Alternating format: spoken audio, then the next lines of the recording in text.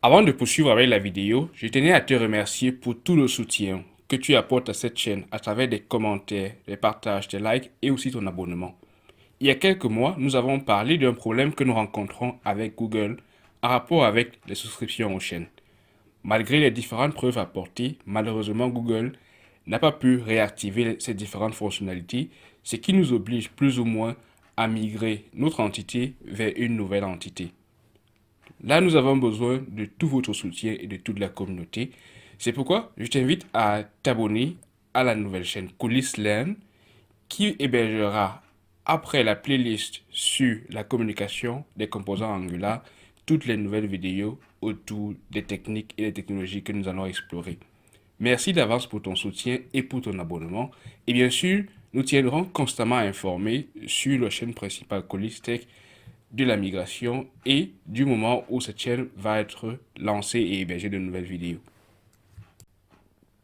Nous venons de voir la capacité de ViewChild à avoir accès à différents éléments tels que une référence sur template et voir également comment est-ce qu'on peut l'utiliser grâce à la syntaxe très simple @viewchild, ensuite le sélecteur et de préciser un booléen si l'élément est statique ou non. La bonne nouvelle, c'est que ViewChild peut en réalité avec Angular être utilisé avec différents types de sélecteurs. À côté de ce que nous avons vu, on peut inscrire directement une directive Angular à l'intérieur du ViewChild. Cela voudra signifier que nous souhaitons lire à l'intérieur de notre template un élément portant cette directive-là. Dans le cas illustré, il s'agit du ngModel. En inscrivant ngModel sous forme de classe à l'intérieur du ViewChild, cela permet à Angular de détecter à l'intérieur de notre template un input portant cet élément ngModel-là. C'est le cas pour nous avec le two-way data binding myText variable. Ensuite, on pourra sauvegarder la valeur retenue à l'intérieur d'une variable de notre choix et du type ngModel. À côté de la directive Angular, on peut également se servir de l'expression statique que j'ai mentionné précédemment dans ce tutoriel-là. Statique permet de déterminer si l'élément est visible déjà lorsque le composant est construit, ça veut dire soit lorsque le constructeur ou alors l'expression ng onInit est appelée, ou alors ceci est affiché bien plus tard par le système de template Angular, c'est-à-dire lorsque le view est initialisé. Si vous n'êtes pas sûr du contexte dans lequel vous travaillez ou alors du moment exact où votre variable est disponible, je vous recommande d'utiliser static false. Ainsi, la variable va être lue seulement lorsque ngAfterViewInit sera exécuté. Un autre élément qu'on peut appeler à côté des directives Angular, c'est une directive que nous avons créée nous-mêmes ou alors un composant enfant personnalisé. Par exemple, si j'appelle dans un composant HTML un sous-composant app-test, je peux grâce à ViewChild faire appel à cela, passer le nom de la classe correspondant au composant en instance, spécifier statique, dans ce cas false par exemple, et sauvegarder cette valeur-là à l'intérieur de mon test component. À partir du test, je peux désormais avoir accès aux différentes variables qui sont déclarées à l'intérieur de ma classe test component. Cela est valable également si nous avons créé notre propre directive personnalisée et nous souhaitons avoir accès aux différentes valeurs venant de cette directive-là. Troisième contexte que nous avons vu, c'est d'utiliser la référence de template avec Angular. À la différence des deux précédents cas, vous voyez que div élément ref est inclus ici sous forme de chaîne de caractères.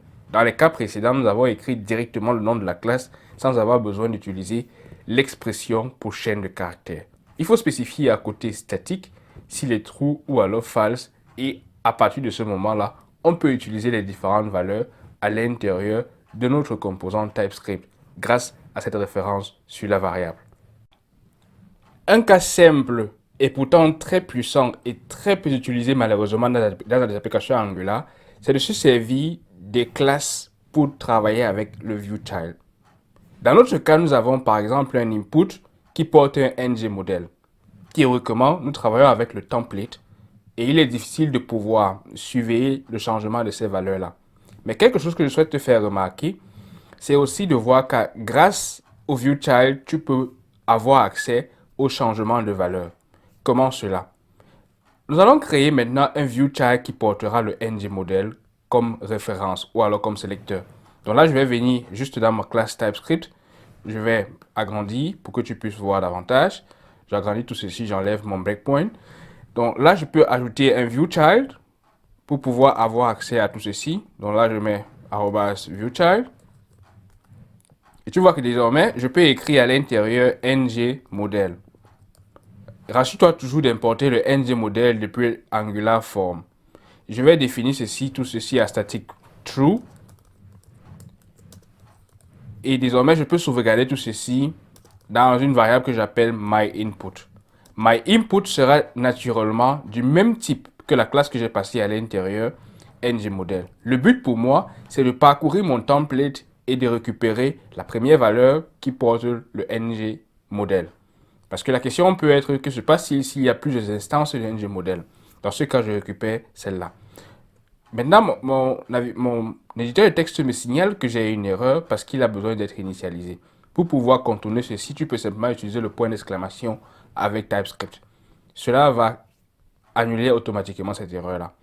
J'ai désormais mon ngModel et si je vais dans mon ngOnInit et à la place de 10.element, je vais plutôt mettre 10.myInput. Tu vas voir que désormais dans ma console, cela va retrouver l'instance correspondant à mon input contenu dans le template. Après avoir actualisé mon application, tu vas voir, j'ai ngModel cette classe-là.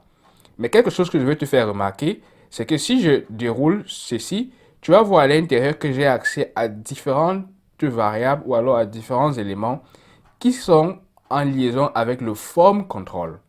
Le form control, si tu as suivi le tutoriel sur YouTube concernant les formulaires, est un élément clé dans la construction des formulaires réactifs. Grâce à ce form control là, je peux avoir accès aux observables ou alors aux éléments qui me permettent de savoir lorsque le statut ou alors la valeur de mon input a changé. Tu aimerais qu'on fasse un essai? Rentrons dans notre template ou alors dans notre TypeScript, autant pour moi. Et on va appeler avant notre console log simplement this.myInput. Et là, je peux avoir accès aux différents éléments. Là, je cherche par exemple le contrôle. Et à partir du contrôle, je peux avoir accès aux éléments tels que value change. Avec value change, je peux appeler subscribe, puisqu'il s'agit d'un observable XJS. Et à l'intérieur, je mets simplement console.log. Ou alors la méthode plus longue, comme je vous l'ai expliqué dans le tutoriel sur XJS. Lorsque je fais tout ceci, je sauvegarde. Je patiente un peu que l'application se réactualise et je vais rentrer dans mon navigateur. Observez ce qui va se passer lorsque je vais écrire quelque chose dans mon input. Là, j'appuie simplement HH et vous voyez qu'à chaque fois, je reçois en console la valeur qui a été modifiée. Car j'ai attribué une souscription au value change. Théoriquement, je n'aurais pas eu accès à cela si je n'avais pas simplement utilisé value change ou si je m'étais fié seulement au formulaire basé sur les templates. Ça, c'est une technique que tu peux utiliser également. Tu te rappelles précédemment, je t'ai montré que tu peux avoir accès au native element lorsque tu te sers de la référence sur template.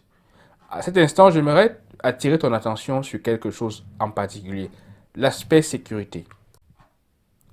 Native Element, qui est un élément du ElementRef avec Angular, ne fonctionne malheureusement pas dans tous les contextes. Si par exemple tu fais du server-side rendering ou alors tu travailles avec le service worker d'Angular, que je t'expliquerai dans d'autres tutoriels, il est possible que tu n'aies pas accès à Native Element.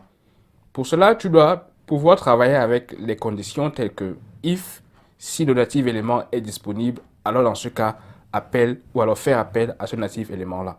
Dans la documentation sur Angular, il y a des éléments qui expliquent que cela peut être vulnérable aux attaques des applications. Donc, il faut faire attention lorsque tu te sers du native élément.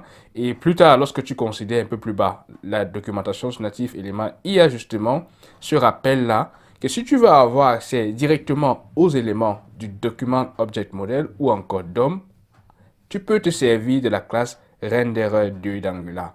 Je vais t'expliquer plus en détail ce que fait le renderer2 dans un autre tutoriel. Mais n'hésite pas à avoir accès à celui-ci car il peut t'aider à manipuler différents éléments du DOM ou alors différents éléments de ton HTML à partir du TypeScript ou encore du JavaScript.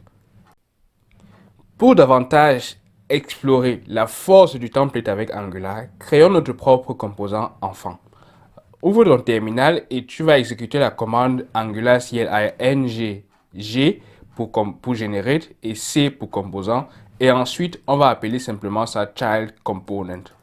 À partir de maintenant, on va explorer comment est-ce qu'on peut faire pour communiquer avec un composant parent et un composant enfant que nous avons créé nous-mêmes. Donc, je génère ce composant child component pour qu'on puisse voir à quel point les références sur template Angular sont puissantes, mais aussi comment est-ce qu'on peut se servir de cela dans le cas du ViewChild. Donc, cela va prendre un certain moment pour générer le composant. Chez moi, il est beaucoup plus lent que d'habitude, mais là, il a terminé. Il va actualiser automatiquement notre app module en important tous les différents composants.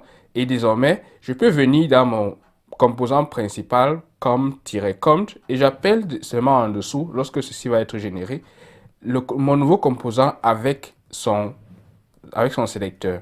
Le sélecteur, le préfixe a été défini avec app par défaut.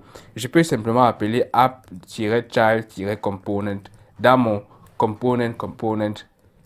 Et si cela est appelé correctement, cela normalement va mettre le texte par défaut qui se trouve dans le nouveau composant généré. Donc vous voyez que mon nouveau composant apparaît là, son texte par défaut est simplement child component works. Donc si l'import a fonctionné, alors je vais voir child component works. Mais la question c'est comment est-ce que si je déclare dans mon composant TypeScript une propriété ou alors une variable, je peux avoir accès à cela grâce à la référence de template ou encore grâce au ViewChild.